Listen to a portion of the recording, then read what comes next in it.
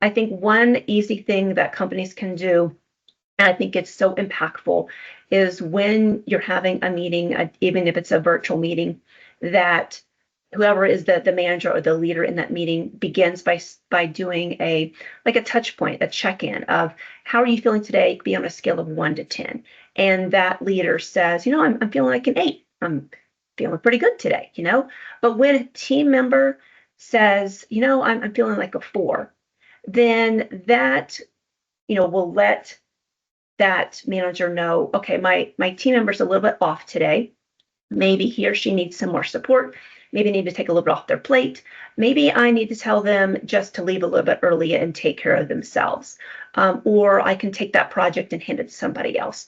But there shouldn't be any stigma in saying how you're feeling today, because we all have, high days and low days. We're all high performers and low performers on any given day. And so when you can have that safety to say, this is how I'm feeling, I'm checking in and saying it, then you know where everybody stands. If your teammate is feeling, a 5 and you're feeling an 8, wow, I can really help you out today. I've got the capacity to do so. Or if you see like your entire team is under the score of 5, might need to dig a little deeper and say, what is going on that is weighing on my team so much? And then you can really address it. But that's a great, easy way to approach mental health in the workplace, by just doing check-ins on a regular basis and making it just an open, honest conversation. You don't have to explain why you're feeling that way, but you can certainly say, this is where my mental capacity is at this moment in time. You mentioned just a small act, but it really is so impactful, and you can get so much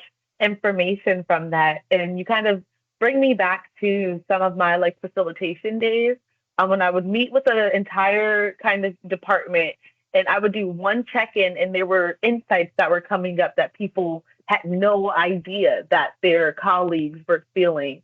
And I think that when we're in organizations and companies, we're thinking about like just getting to whatever that deadline is.